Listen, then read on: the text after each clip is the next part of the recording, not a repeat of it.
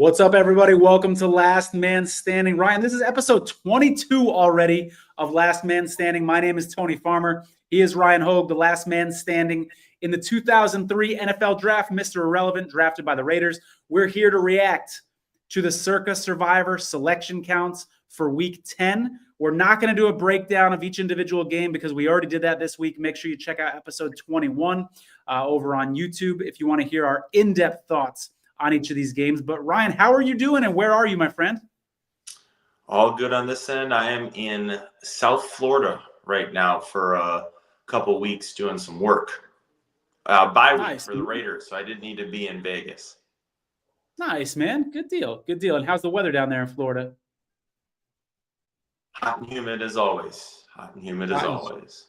Got you. All right. Good stuff, man. Well, we're going to jump into this selection count, Ryan. Before we do, though, I want to ask you really quickly your thoughts from a Survivor perspective on the Cowboys losing Dak Prescott. It looks like Micah Parsons is going to play this Sunday, but Dak Prescott is not, and he's going to be out for the year, according to Adam Schefter, because of that nasty hamstring injury where the hamstring came off the bone, apparently. So your thoughts on how that impacts Survivor pools moving forward?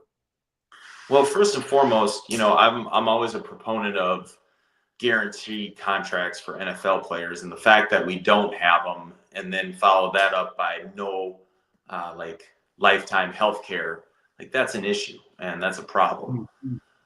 The counter to that is when you get instances like Deshaun Watson, right? Fully guaranteed contract. Yeah. And if it doesn't work out, you're screwed. Yeah. Cowboys, $60 million a year, right? Whether or not it ends up being something where, it's a mistake down the road. Certainly this year, he doesn't look like a $60 million quarterback, but you're setting a franchise back 10 years if you if you swing and miss on that. Yeah. With regards to Survivor, obviously, I've been saying all year long, you've been laughing at me that the Cowboys, I've believed, are the worst team in the NFC East. And a lot of people, in fact, have been laughing at me. Welcome, Bob Renfrew, by the way. Thanks for joining us. But I think it affirms the fact that they are on their way to like a 4-13 type season. Cooper Rush has a winning record, I believe, as a starter. So, in the way Dak's been playing, it's not like it can get much worse, to be honest with you. Plus, if they utilize Trey Lance in some special packages, kind of like the Raiders are going to do with Desmond Ridder, where they sprinkle maybe some RPO and ability to use Trey's ability to run, that could get interesting. But at the end of the day, Dallas has a few good playmakers. In fact, with CeeDee Lamb and Micah and things like that, they're Zach Martin, some of the best at their positions. The problem is, and we've talked about it, Tony, it's lack of depth.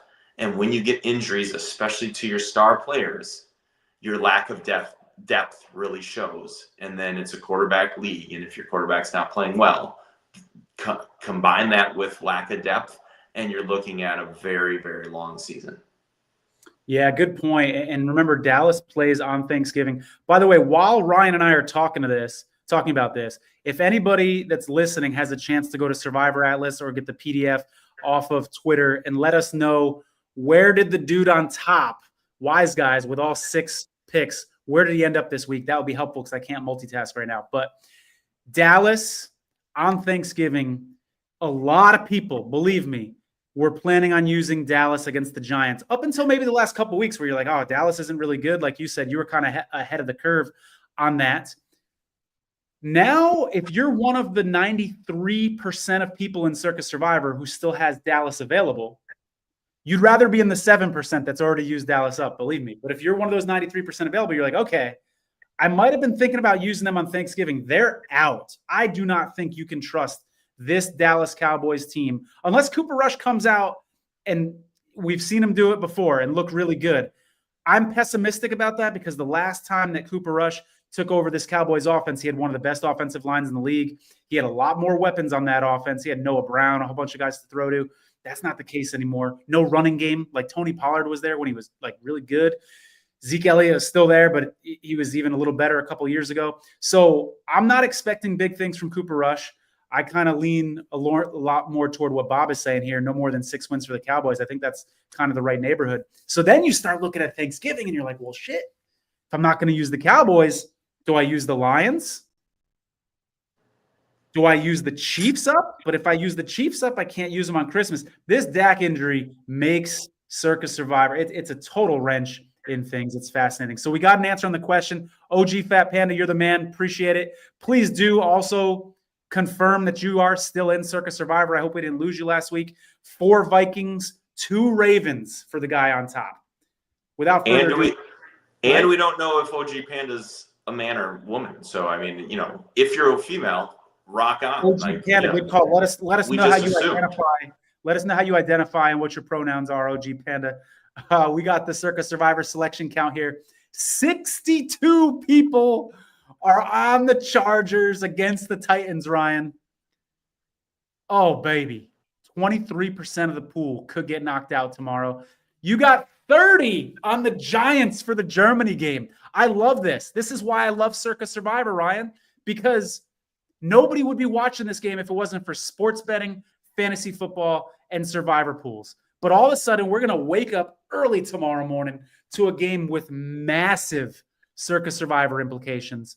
20.9% of the pool on the Giants, 27 on the Vikings.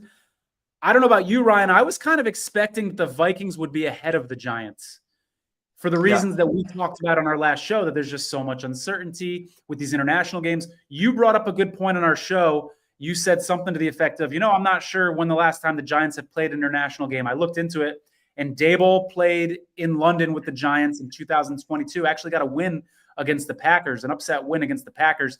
And obviously Canales being a first-year head coach, but I didn't see anything in his recent past, like with the Bucs or anything like that either. So maybe a slight little tiny advantage there for the Giants, just because they've had to do this whole international travel thing. But 14 on the Bears against the Patriots. We've talked about how that Bears locker room there's some smoke that there might be in trouble there. So I think that's a pretty ballsy pick, taking the Bears in that spot. 7 have already gotten by with the Ravens against the Bengals. I think that was gutsy, despite T. Higgins being out, despite Orlando Brown being out. That was a gutsy move from those 7 people. And of course, they are just completely rooting for carnage. They want to see everybody go down on Sunday. I'm going to repeat something I said last week, Ryan. If 4 teams lose, which could totally happen, the Chargers, Giants, Vikings, and Bears, we're looking at less than 20 people left in Survivor. It sure does get fun this time of year. 2 on the Falcons. Those people are happy.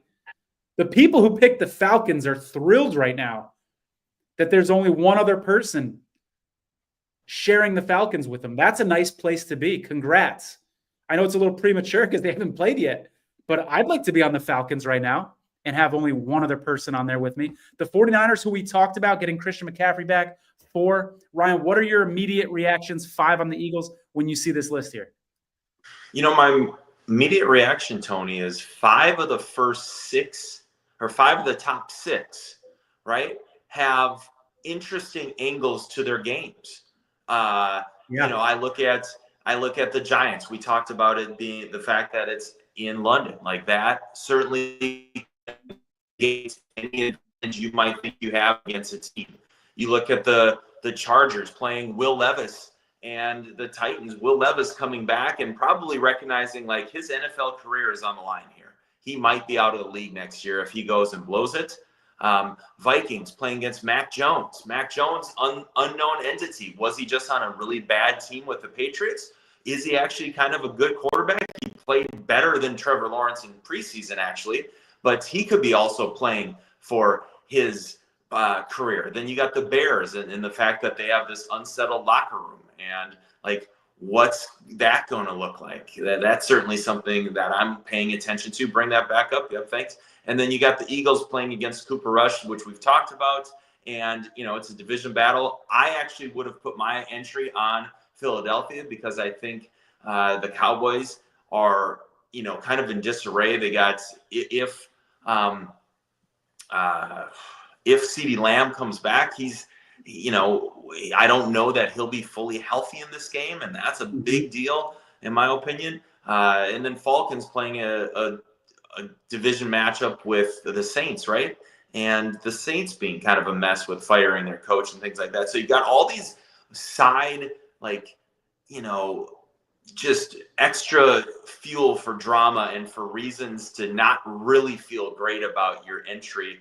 And also why the NFL is so amazing from week to week, and why the Circa Survivor contest is so, complicated and week to week. And, Mike Buckmiller said it a couple weeks ago when he said, really it's a week to week kind of thing. You certainly, can have an opinion like you do, where starting in May when the schedule comes out, you've mapped out the perfect one, but who's to say that $60 million quarterback doesn't go down? And now you're like, okay, well, we thought this was who we were going to pick on this, limited choice holiday, and now we got to completely reboot. So it's really fascinating.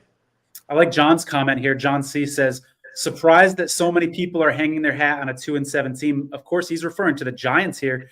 And it's a good point. I mean, I personally think the Giants are a little better than their record indicates. But at the end of the day, you are pressing that button with your proxy or in person at the kiosks in Vegas at Circa. You're pressing that button on a team that has lost 7 out of 9 times they've played this year. And that doesn't feel good with $14 million on the line. So that's a gutsy move. By the way, Ryan, you're not going to like this, but that is what I did in the Survivor Revival contest as well. I went Giants. I came so close to taking the Niners. Niners I see as a more safe pick. And ultimately why I did it is just the ability to get the leg up on the rest of the crowd, because you're just not going to use the Giants again for the rest of the season. So I'm recognizing that there's risk here. I think the Giants are a much better team. I like your point, though, that it's an international game, so there's a level of uncertainty. I ended up going with the Giants. We'll see if it bites me. Either way, we're going to have a fun tomorrow morning in Germany. Man, the comments are just flooding in. Keep them coming, guys. Appreciate it. Can't blame play. Oh, this was back to the conversation about Dak. John C says Jags. So that's a former champion in Circa Survivor, went 2 Chargers, 1 Vikings. Mike Buckmiller, another former champion who we had on our show 2 weeks ago. I saw them post on Twitter. He spread them out, Ryan. He had 3. And he went, he definitely had 1 on the Bears. He definitely had 1 on the Giants.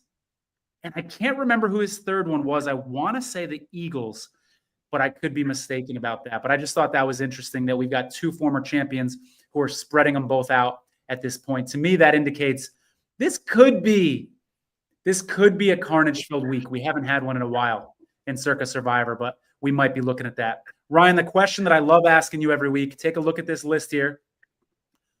Which team is going to go down with the most entries this week? I like the Vikings over the Jacksonville. I feel really good about that. I feel really good about Philly over the Cowboys. So I think I'm taking those 2 out. Okay. The Bears play who again? Bears, Patriots. And the Chargers play against? Titans. Oh, yeah, we just talked about that. I'm going to go with about a 7-point spread, 6.5, 7-point spread for both of those. Actually, the Chargers, I think 7.5 last I looked. I think Giants and Bears both get upset. I'm just going to go on a limb and say I think the Bears fire their coach after this week. I think they don't do well against good defensive teams. Look at week 1 against Tennessee. Like they had no business winning that game. And I think the New England presents enough defensively that it's going to be a rock fight, and New England wins 12-10. And then Giants and Carolina, I think it comes down to a game-winning field goal and a walk-off Carolina field goal to win it. How about you? The number 1 team that I think is going to go down, I'd probably have to say the Bears. Okay. I think the Chargers feel pretty safe to me. I really do like the Giants.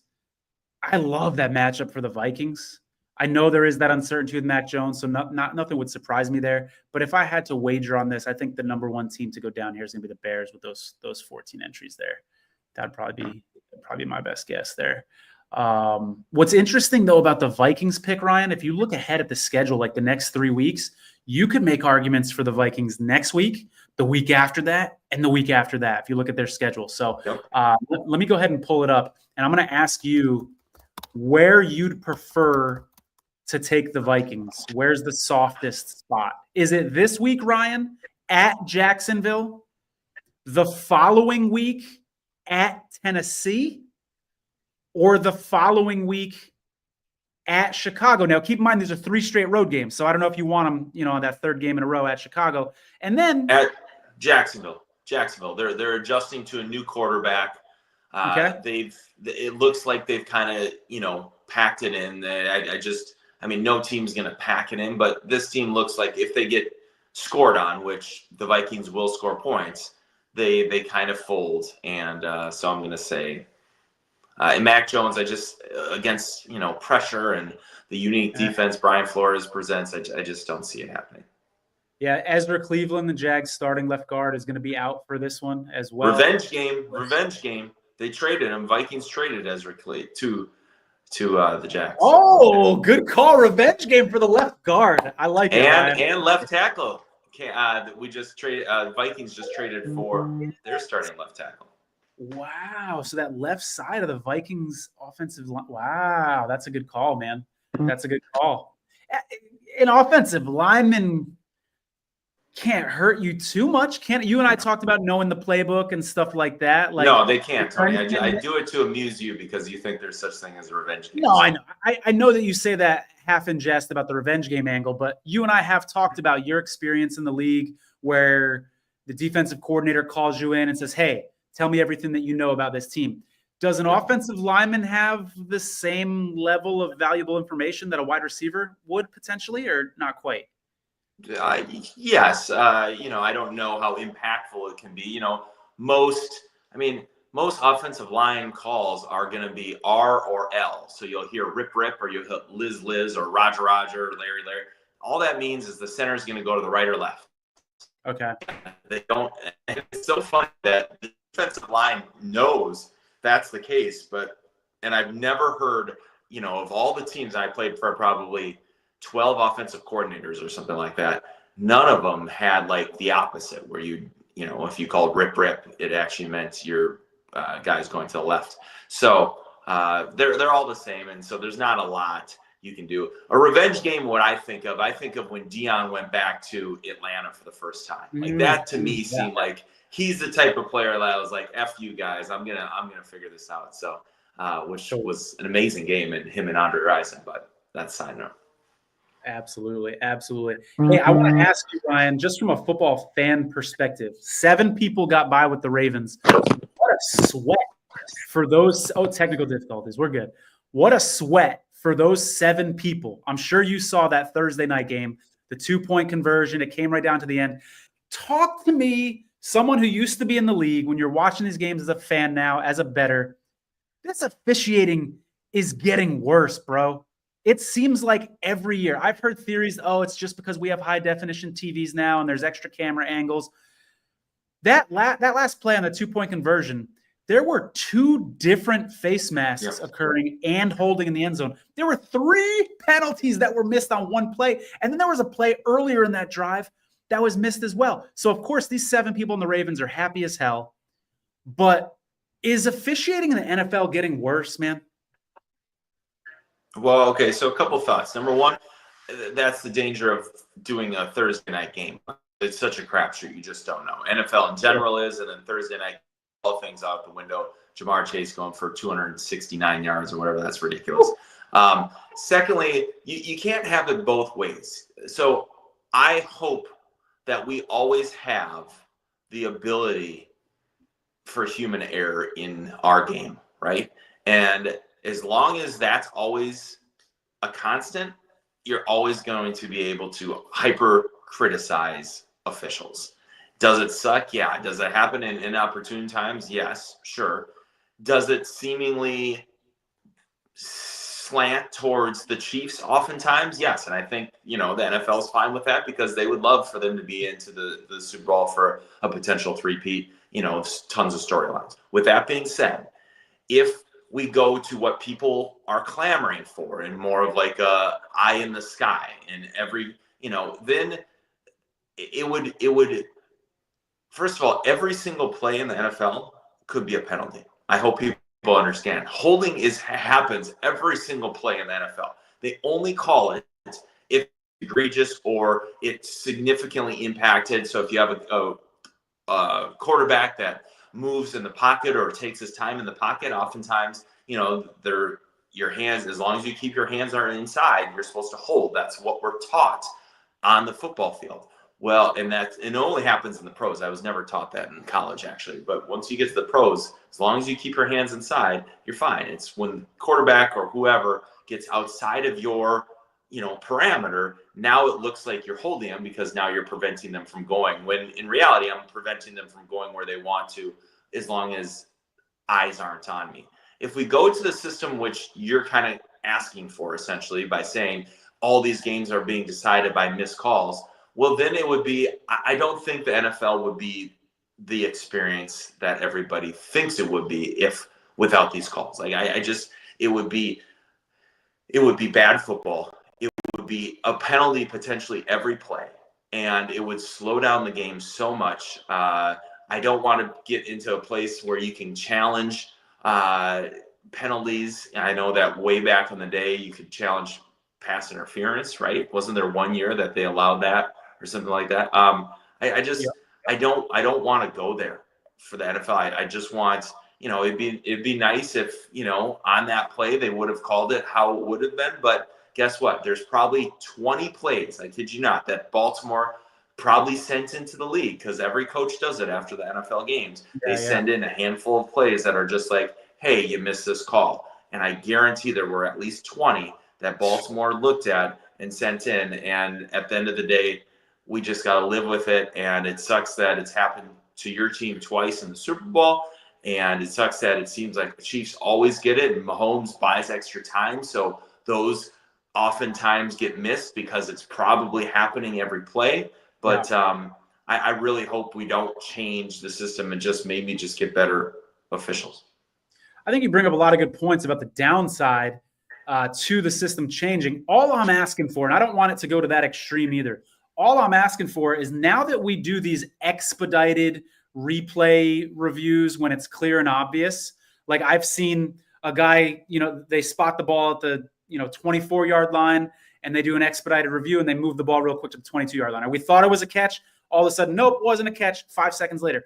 For something like a face mask, where we see the guy's friggin' neck twist and turn, I know we open up a Pandora's box when we start having the guys in New York call penalties, but I think they're already doing it on the field. I don't think they're admitting to it, because I've seen so many late flags, like a pass interference that's not called. They start showing the replay, and the flag is almost coming out when the replay is on the screen already. And I'm like, I think New York helped him out with that. So I'm like, it seems like they're doing it already. So when it's that clear and obvious, everybody's sitting at home saying, what the hell? You got the former head official on the broadcast saying, yeah, that's a penalty. Just throw the flag, man. Oh, it's frustrating.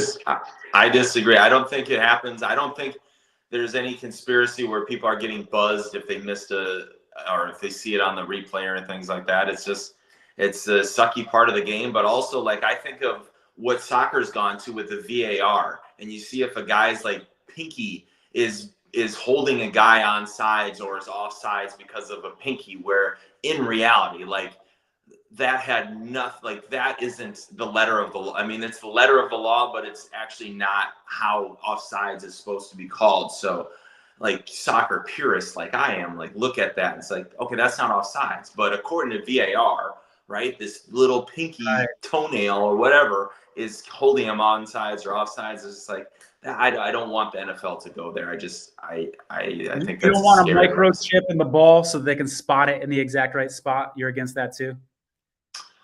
So that's something that to me kind of fits into why isn't there free substitution in soccer? Or why don't you always know exactly how much injury time is in soccer? Like a chip in the ball, like that to me makes sense, because that, that can absolutely, it's an easy fix. And it's just something that, like, I would have no problem with that, of being able to tell if it's a first down based on the chip. Again, there's only so much you could do with a chip in the ball, though, because you don't know when the ball hits the ground, because his knee might not be down, or his knee might be down earlier before as he falls forward. So there's that. But I wouldn't be opposed to that, but I would be opposed to New York calling all those plays. Well, I'll tell you what, man, those 7 people on the Ravens are happy as hell that those refs got it wrong. What a way to squeak by. Imagine that you get by on the Ravens this week, you go on to win the whole thing. You're going to have a hell of a story to tell about how the officials helped you win $14.266 million. Ryan, before I let you go, any bold predictions? I mean, we already went through and you said, I said the Bears are the most likely to lose. Who did you say was the Eagles? No, I said Giants and Bears. Giants and Bears. Okay. And I said, I also think the Bears are vulnerable here as well. You got any just general bold predictions for the NFL slate tomorrow? Any big upsets, whether it's a survivor selection or not? I think a coach will get fired after tomorrow. Ooh, okay. How close is Zach Taylor to getting fired, Ryan? No. You don't think so? He's not. He's not getting fired. I mean, maybe at the end of the year if they change, but he's not getting fired. So who are you referring to? Well, I know you weren't referring to Zach Taylor because he's already played, but Doug Peterson? Doug Peterson potentially, Mike McCarthy, Doug Eberflus, or whatever. Yeah, Matt Eberflus. Yeah. Sorry. All potential. Antonio Pierce, but I don't think they do it in the middle of the year after the year is over. If Belichick comes to coach for the Raiders, I mean, a lot of possibilities. So. Yeah, absolutely. All right. Thank you guys so much for watching. Again, please do smash that like button. If you're watching on YouTube, drop a comment. That helps the algorithm. That helps us get out to other people out there. If you're watching on Twitter, give us a comment. We really appreciate those. Well, go ahead and check out our last episode where we do a rundown of every single game from a survivor pool perspective. And we'll see you back either Tuesday or Wednesday. Or Thursday. Or Thursday. Yeah, we'll see. We're going to have a live show at some point next week. So keep an eye out for that. Thanks, guys, so much for watching. Take care.